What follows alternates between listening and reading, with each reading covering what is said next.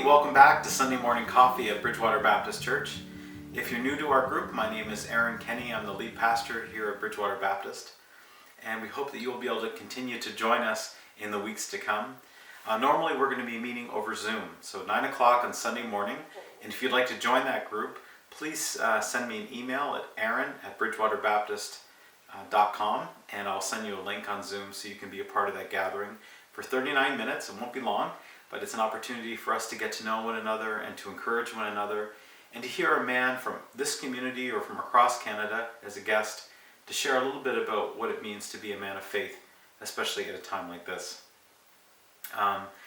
Today is Mother's Day, and that's the reason that we're not meeting over Zoom, because, especially for the men in our group who are married, we know that today is all about giving our full attention to our spouse.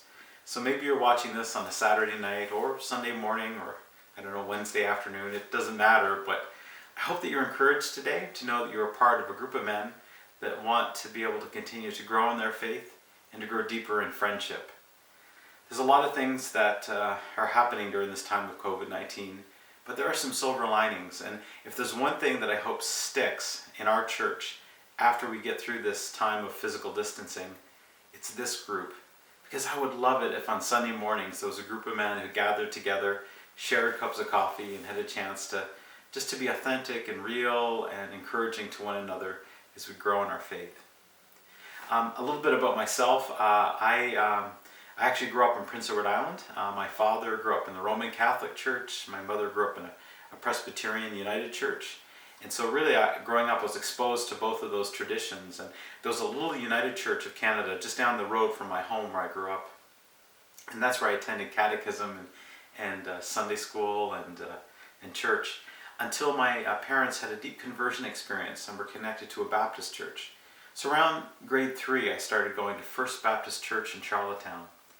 And there was something about that church that I found a little strange. In fact, I've seen it in a lot of Baptist churches across Canada.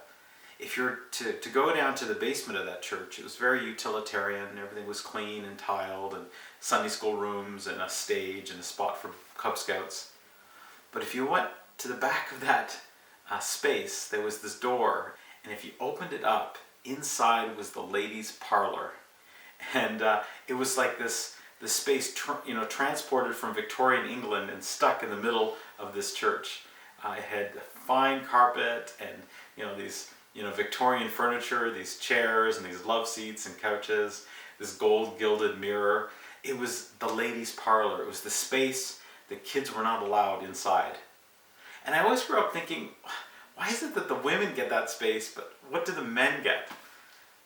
I think there's something about women that they understand the importance of friendship and they value it. And many of our churches have so many programs that the women gravitate to and are part of, and they kind of own that space. But for men, we were not always as intentional. Working in Kenya, I did a lot of research and had opportunity to read the autobiography of Jomo Kenyatta, the first president of Kenya.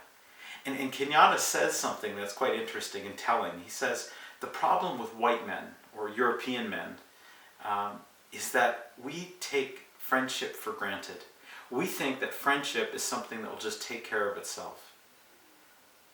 It's pretty telling, because for a lot of men, especially during this time of COVID-19, as I've been getting to know and talking to men in this community, again and again I find men who are actually quite lonely. We don't have naturally the size or the circle of friendships that our wives or the women in our lives often do. When I was studying in my undergrad, I did a degree in philosophy. I know some of you might be laughing because that's not the most useful degree, but it was a nice foundation for other things I studied later. But when I was studying philosophy, I remember the writing of Aristotle. I studied a lot of ethics, and in his book Ethics, he talks about what is a good life. And all through that book, Aristotle again and again comes back to friendship. In fact, Aristotle says that if you do not have friendship, you really aren't truly alive. You can have all the good things, you can possess all the wealth and the riches in the world, but if you're missing friendship, you're not living the good life. And Aristotle talks about 3 kinds of friendship. And I want to talk with them really briefly today as I think about this group. The first kind of friendship Aristotle identifies is friendship that is utilitarian, friendship of utility. And I think we all have those kind of friends. These are people that we get together because, we share a common goal. It might be coworkers. It might be, a couple of business people getting together, entrepreneurs, and they support one another's businesses. These are friendships that help us reach our ends. And those are good. And Aristotle affirms those kinds of friendships. He says they're important. Then the second kind of friendship Aristotle recognizes is friendship for pleasure. These are people that we pal around with. We just enjoy their company. We laugh together, and we maybe play a sport with them or go fishing. For some of you, you might remember a time when you had a bunch of drinking buddies that you would hang out with. That's our friendships for pleasure. And Aristotle says those are good friendships as well. It's important to have people that you can laugh with. But then Aristotle says there's a third kind of friendship. He calls it a friendship of virtue. These are other men that we enter into friendship with because we have a common respect for one another. We recognize something in each other's character, something we admire, because we have this deeper value that we share, a common purpose that we want to work towards. And it's bigger than our business, and it's bigger than some local civic activity. It's a higher goal that we're a part of. A lot of later Christians actually embraced the work and teaching of Aristotle in the time of the church and recognized his teaching on ethics and, of course, virtue as being extremely important in helping us to clarify what does it mean to be a man of faith. Jesus surrounded himself with friends. He invested time with men and women that he called his friends. In fact, he's called all of us who are followers of him his friends.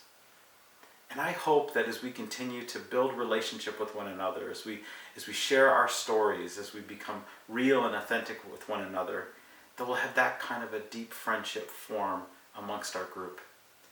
There's a friend of mine, an author and a pastor, Brian McLaren, who says a lot of people want to know each other. I know him or I know her, and we've got this group of guys, we know each other. But he said, I want to have a friendship, a group of friends where we know together. And what he means by that is a group of people who share this common identity, this common thing, which is Jesus and the kingdom of God. And we start to share this common language and these common values. And we start to learn more and more together about what does it mean to live in this story. That's what I hope for us. Anyway, I'm getting into a bit of a sermon. I don't want to do that. So we're going to go to our guest today. He's going to share a little bit about himself, and I hope that his story will be encouraging to you. And I look forward to seeing you all next week, May 17th, as we gather again for Sunday morning coffee. Well, good morning, guys. At Sunday Morning Coffee, I am so glad to introduce you to our guest, Joe Green. I know some of you will know Joe because he has been here living and a part of the community on the South Shore pretty much all of his life. Joe, as many of you will know, is the son of Dan Green, who was the pastor at the Bridgewater Baptist Church. And presently, Joe is pastoring at the Anon and Western Shore Baptist churches. And he and his wife, Amber, live here in the South Shore, head of St. Margaret's Bay. Is that correct? Yeah, Bootler's Point. Bootler's Point. Okay, Bootler's Point. And anyway, you are a coffee drinker. You're drinking coffee with us this morning. I am. Yeah. Joe is a graduate of Acadia Divinity College. Prior to going to Acadia and completing his Master's of Divinity, Joe has taught English as a second language in Asia and Taiwan and here in Halifax. And Joe is no stranger to many of you. I know that Joe has been running the annual CBM golf tournament, and he's been involved in our Association of Baptist Churches, and just a real important person in this community here in the South Shore. So Joe, welcome this morning. It's exciting to have you a part of Sunday Morning Coffee. Thank you, Aaron. It's good to be back at Bridgewater Baptist, even if it's virtually. The last time I was there in any significance was Tidal Impact that we had there on the South Shore, and so it's good to see Bridgewater folks again. So Joe, each week we're opening this up to men in our church, but also in our community. And we've got, several men who've been joining from other churches or from other places. First question we ask every guest is, how do you take your coffee? So what's in your cup this morning, Joe? I like Laughing Whale. It's called Morning Mantra. Okay. It's a medium roast, and I drink it black, and it's drip coffee. Because I can pre-program it the night before, and so when I wake up, it's fresh and ready to go within 15 minutes of it being brewed. And that might tell you a little something about my morning routine. Some people, like my wife, they'll wake up and they're ready to go. But me, I'm a person who kind of eases their way into the morning, Yes. and I need that hour to kind of defog, so to speak, and so coffee is an essential part of that routine. So Joe, this has been, we were talking before we started taping the interview, and this has been a hard period of time for Nova Scotia. We were, talking about the collective challenges and experiences of loss that are going on in our province right now, from this boy right now missing in Truro to the shooting, looking back. How are you doing personally through this time of COVID-19 and all the stresses? I know as a pastor, you're kind of on the front line. Yeah, it definitely has been challenging. I think challenging for everyone. Where I felt really challenged in the midst of this. Some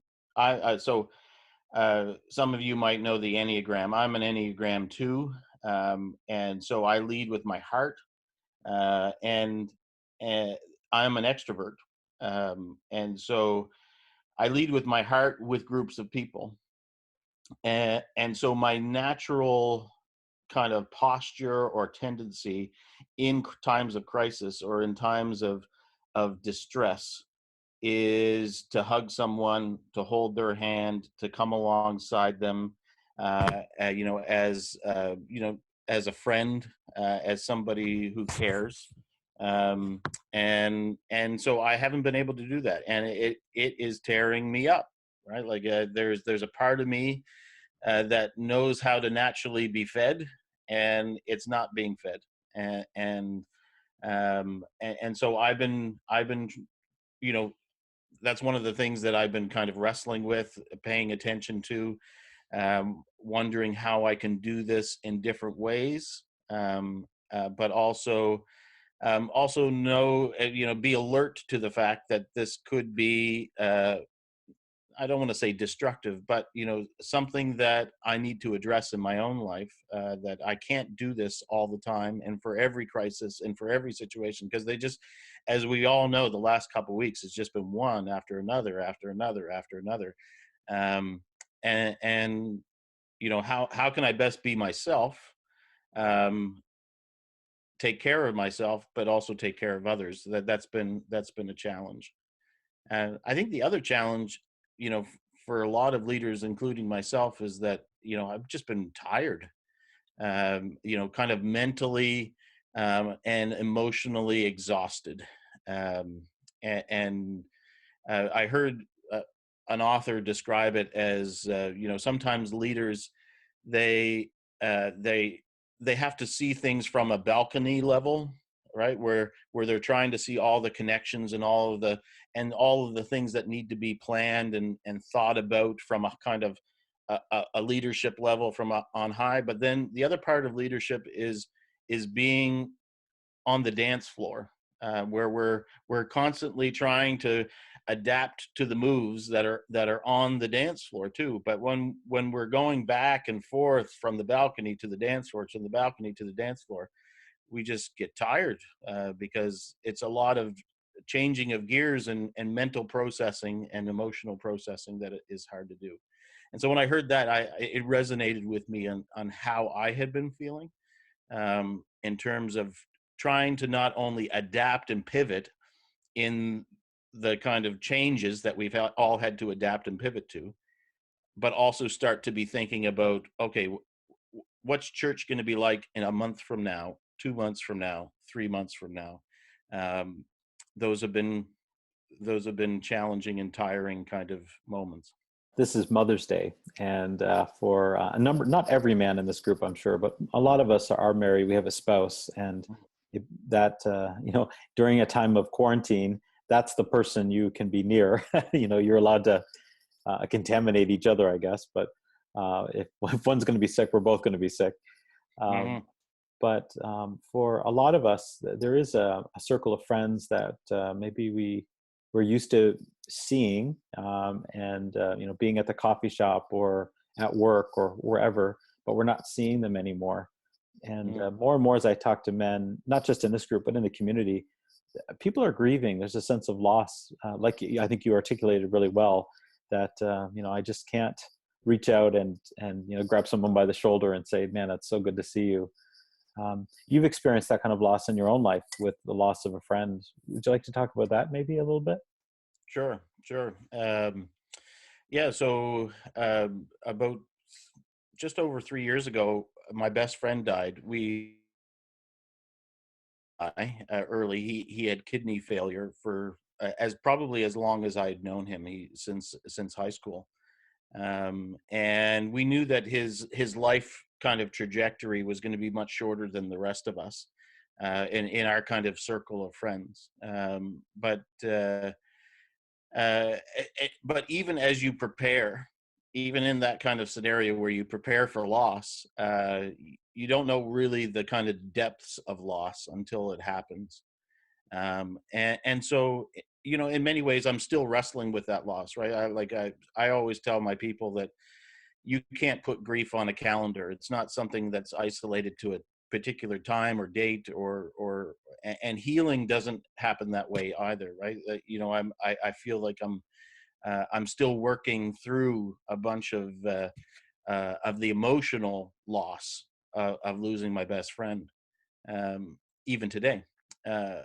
But it has been also a struggle, because that friendship was 15 plus years, and it's not like I could just pick up another friendship immediately, right? Like, even though there was a sense inside of me that truly did value that connection with someone who was my own gender, right? I love my wife, and we have known each other since elementary school, and so there's a lot of water under the bridge in my personal relationship with her.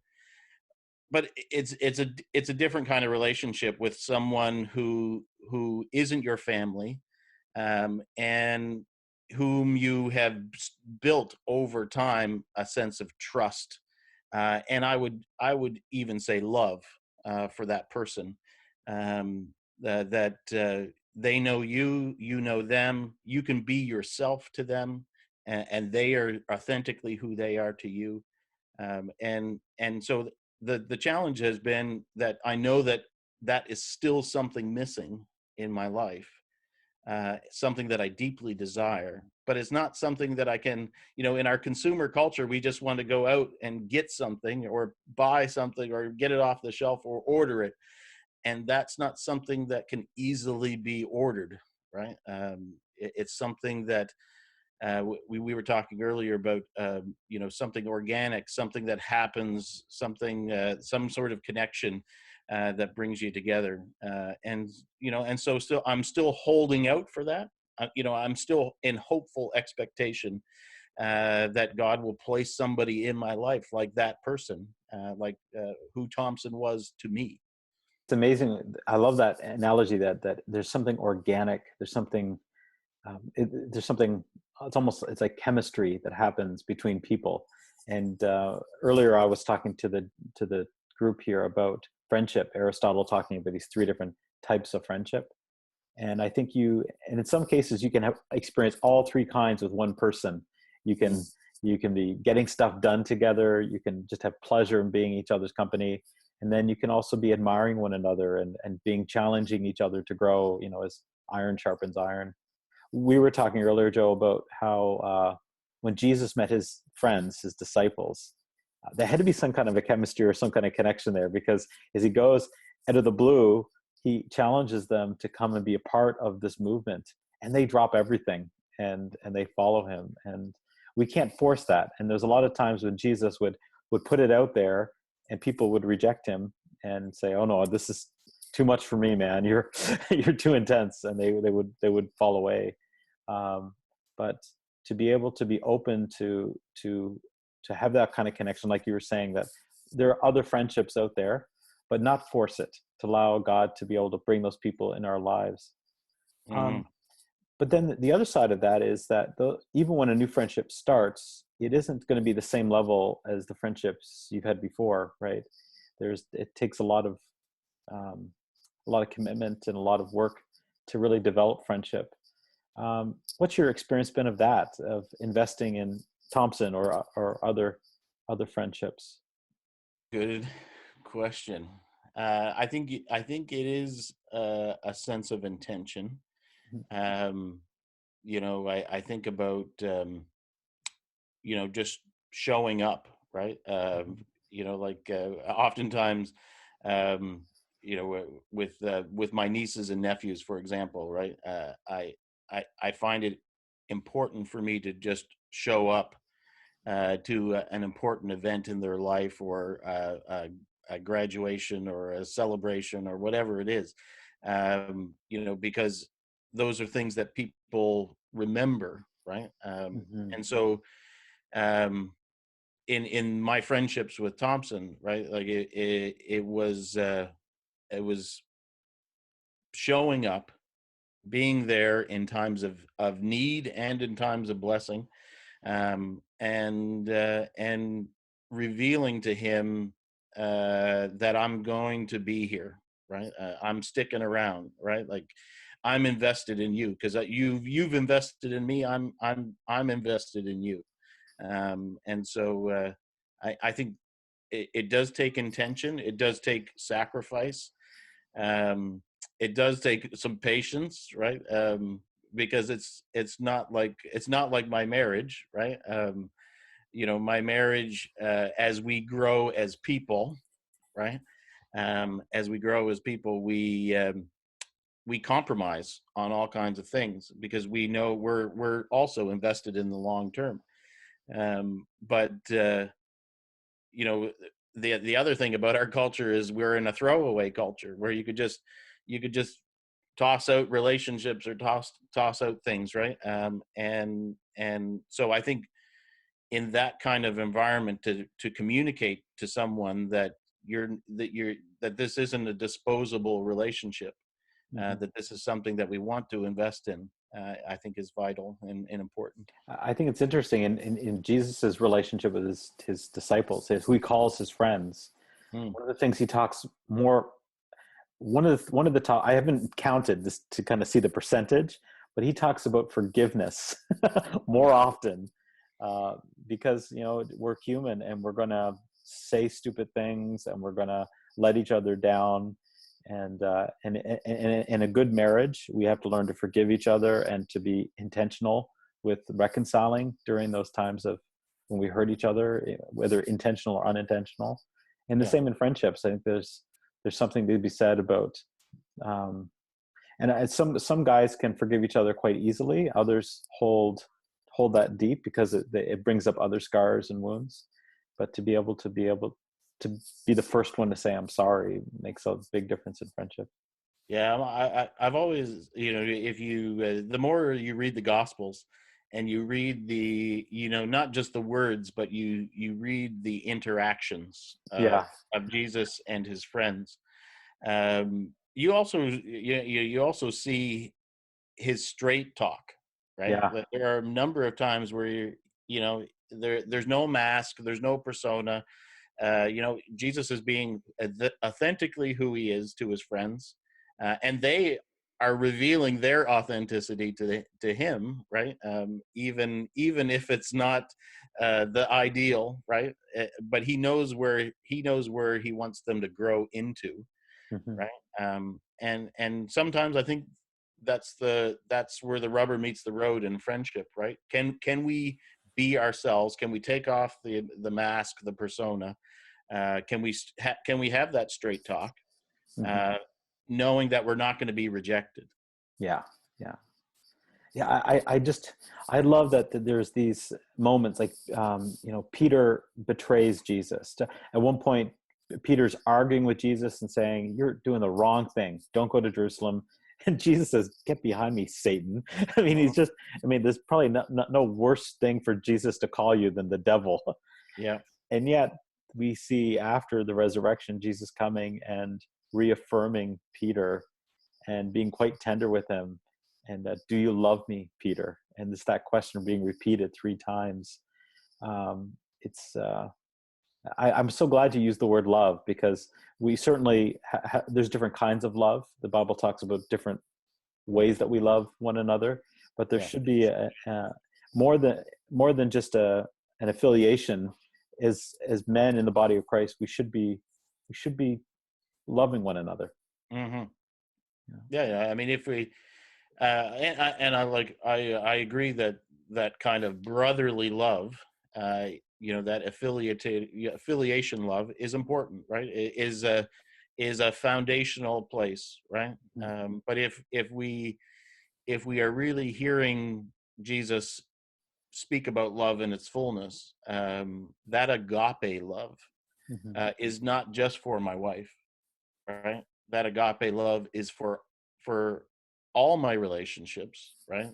As I understand that agape love with God. Mm-hmm. Yeah, to have that agape or self-giving love to other people, Mm-hmm. that puts others before yourself, that tries to treat other people the way Jesus did. That's a high calling, and that's not easy. It's not easy to do. And it's very countercultural. Yeah. Right. When he talks about a lot of things that must die within us, in order for us to experience the fullness of the kingdom and the fullness of life. It's not easy. It's challenging. It takes some self-reflection, and it takes humility and forgiveness. Right. When I've totally messed it up, and I have messed it up. There were many times with Thompson that I messed it up. Uh, it is not easy. My inclination, my first step is not to go hat in hand and say, I need your forgiveness because I messed that up. Mm-hmm. Right. So I mean, but I think when you're in relationship, and you're invested and you're in it for the long term, it becomes easier to do that. Yeah. But it's easier, not the easiest. Yeah. Well, Joe, I know that our time is going, and it is Mother's Day, so these guys need to get out and make breakfast for their spouse or do That's something. right. Call your mom. But I really appreciated our conversation today, and I hope there'll be many more to come. Great to see you, Aaron. Okay, take care, Jeff. All right, bye-bye. At this time, wherever you are, I just hope you can take something from what our friend has shared and just hold it close to your heart. That you might be praying for him and for what God is doing in his life. And I'm praying for you. I pray that you have a good week ahead and that you might be able to be a part of our gathering on May the 17th as we continue to enjoy coffee and friendship, as we continue to grow in our faith as men of faith here in Bridgewater in this area. God bless.